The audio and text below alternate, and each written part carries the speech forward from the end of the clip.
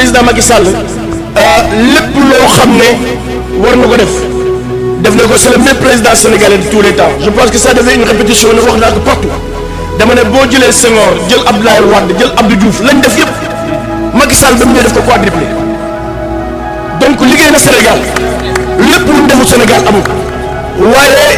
li may ñaan mooy mu am lantinoor parce que il a créé franchement nommé ay nit yoo xam ne parce que président Macky Sall moom rek mënul wàcc fépp ñi ko war a dimbale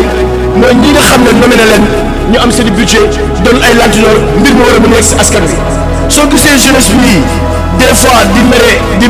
mere président waaye boo gisee des fois gars yi di net soo gisee gars yi di xuloo wala gars yi di sànni xeer du dara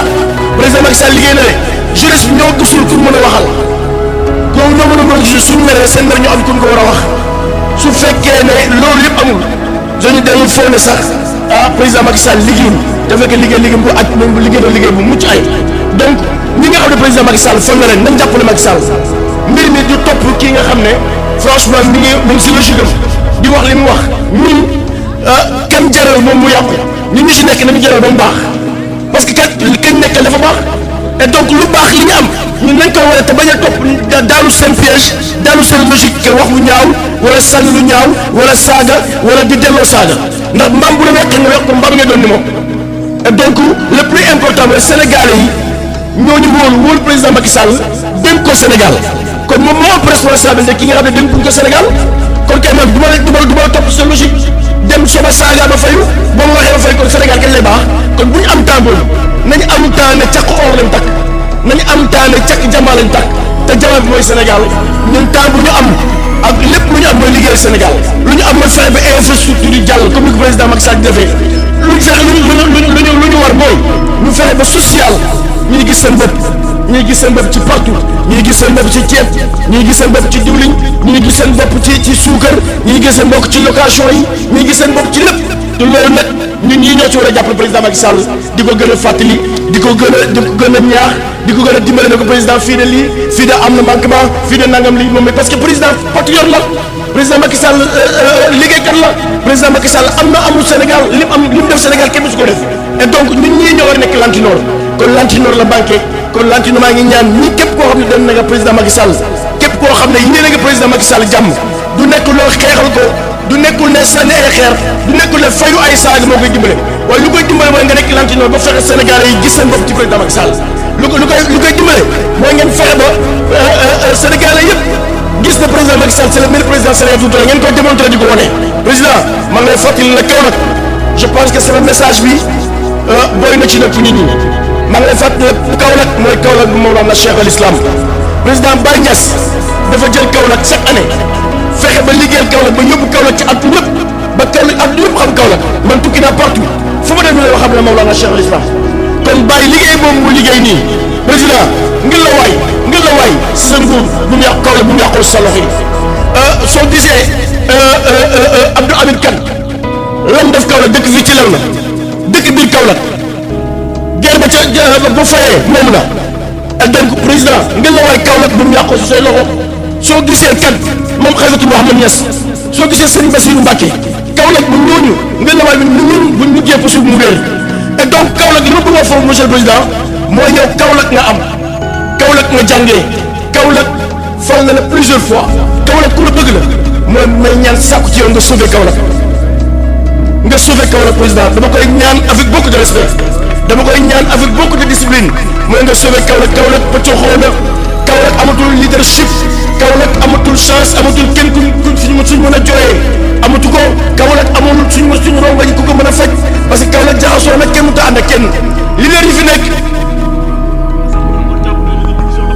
division am na xam nga la nit ki boo koy jàppale nga yow dëgg Kaolack benn leader jubawul Kaolack ñun ñëpp kenn àndul loolu ko indi nag dafa am fa mu commencé parce que Kaolack yàq nañ ko depuis 2019 je vous dis la vérité c'est pas parce que je suis avec le ministre Diène Farba Sarr moo tax may wax mais gars yi atte dëgg dafa neex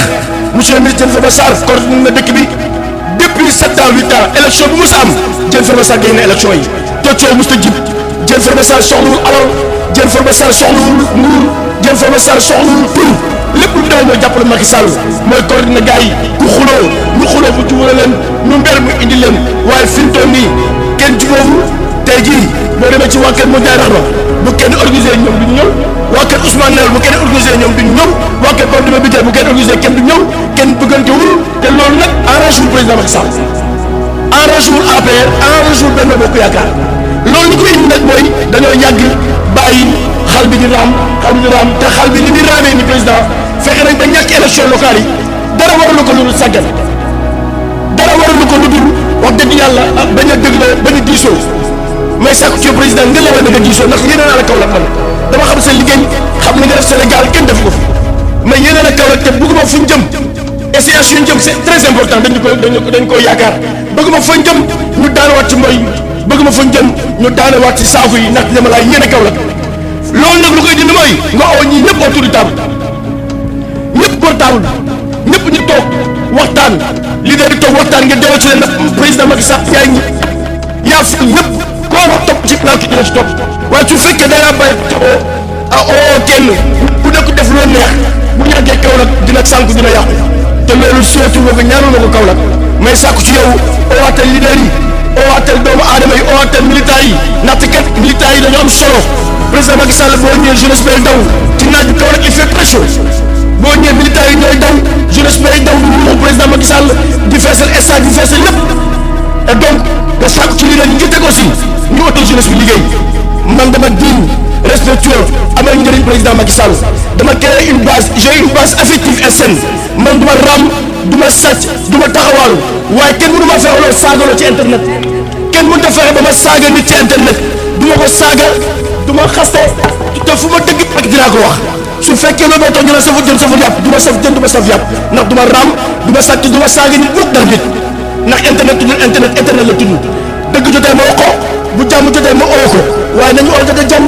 nañ soppante yàlla tax pour la ñu war a di waxante lu ñaaw pour la ñu war a di sosolante man du ma toog ba guddi laa wax